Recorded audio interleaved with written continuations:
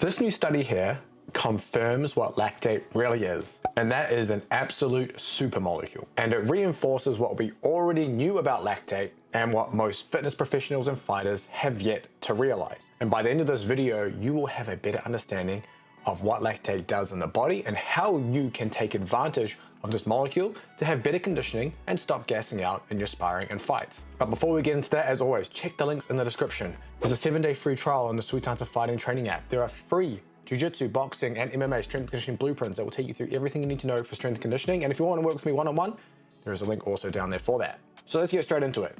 What did this study do and what did they find? I'll come over to my notes, but they had 8 healthy subjects and they were given a lactate infusion IV, and on a separate day, they were given just a hypertonic sodium chloride solution, which would be the control.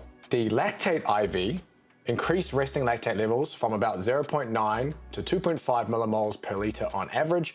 And if we're looking at that on, say, an exercise test that's looking at blood lactate levels, 2.5 millimoles would be considered what is called the quote unquote aerobic threshold. So it's kind of on that lower end of aerobic exercise. Just a small increase in lactate increased cardiac output by 20% through increased stroke volume without an increase in heart rate compared to the control IV, meaning the heart was able to pump more blood per heartbeat and therefore deliver more oxygen. And bear in mind, this is literally lying there doing nothing. Further, the authors state their research supports previous data demonstrating vasodilatory effects of lactate. Now, if you're familiar with the supplement world and kind of this whole idea of vasodilators, you've probably seen them in pre-workouts and various other things.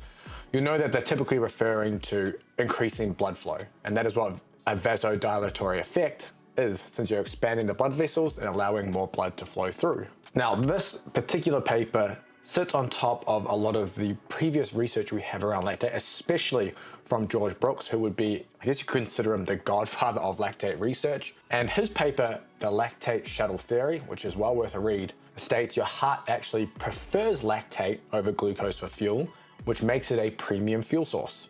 And it's not just your heart as well. While this particular paper looked at the heart, other organs in your body love to use lactate as fuel during high intensity exercise. And we're talking the brain, and most importantly, your muscles. Lactate can be further oxidized within the mitochondria and help you create energy. And additionally, while it is used as a fuel source, it is also an important molecule to activate other pathways to signal adaptations that we want as a fighter. For example, the first pathway, hypoxia-inducible factor 1 or HIF1, increases glucose uptake for fast energy production. So think about throwing your combinations, your scrambles, or any other high intensity activity within fighting, allowing you to supply the energy quickly as signaled by the lactate molecule. Further, HIF1 also increases MCT1 and MCT4 protein content, which are responsible for the release and uptake of lactate. So basically, you're just helping turn yourself into an efficient lactate machine. You want to be efficient at being able to transport that lactate and then efficient in being able to use that lactate as fuel, so you're able to fuel high intensity exercise. The second pathway, which is one that is very important for your endurance adaptations, and zone 2 training is often sold as signaling this pathway, although it is probably a more inefficient way of doing it because of the volumes you need, but it's the PGC1A pathway, and it is the master regulator of mitochondrial biogenesis, or in other words, creating new mitochondria. And if you've watched any of my previous conditioning videos, you know how important having mitochondria is for being able to improve your conditioning as a fighter and being able to use oxygen and resaturate oxygen very quickly. Now, in simple terms, lactate signals your body to build more mitochondria, and the more mitochondria you have, the better endurance and the faster recovery you'll have between rounds and between efforts and between fights. So all of this shows how lactate is an energy facilitating molecule. And in fact, if you look at some of the previous studies on lactate, you'll find that when muscles are exposed to lactate, they show protective effects against fatigue, not increased fatigue.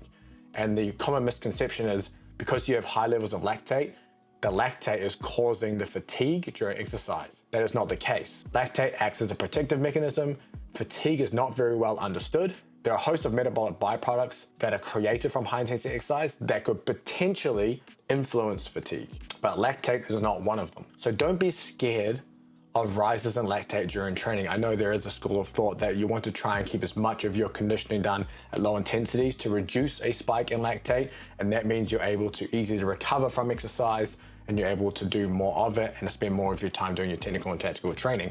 While that train of thought makes sense, and some of it is true, where you want to have more time and energy in your technical tactical training, the low intensity conditioning is potentially not the way to go about that. And doing maximal sprint interval training is going to give you these responses and adaptations to lactate, also without the fatigue because the volume is so low.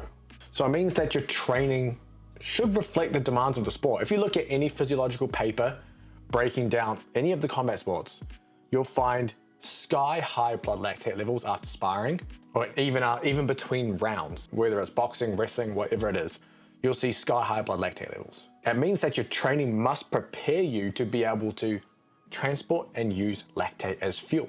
And since high intensity conditioning allows you to get these spikes in lactate, this is your ticket to be able to improve your ability to use it. Now, does this mean that you do no low intensity conditioning? It honestly depends. If you're doing a lot of your technical and tactical training, for example, 6 times a week, you probably don't need to add more low intensity. You probably don't have time to add more low intensity. A high intensity approach gives you your time back, gives you your energy back, and is a very efficient way of developing conditioning at the heart level and at the muscular level to be able to go rounds and repeat efforts, all while having the cardio and endurance to go for a full fight or multiple fights in a day if you're doing a tournament style. Now, this was a very brief and general overview of lactate. If you want to go even deeper into lactate and busting a lot of the myths around it, check out this video next. I do a deep dive into this idea of quote unquote lactic acid and why you don't need to be scared of it.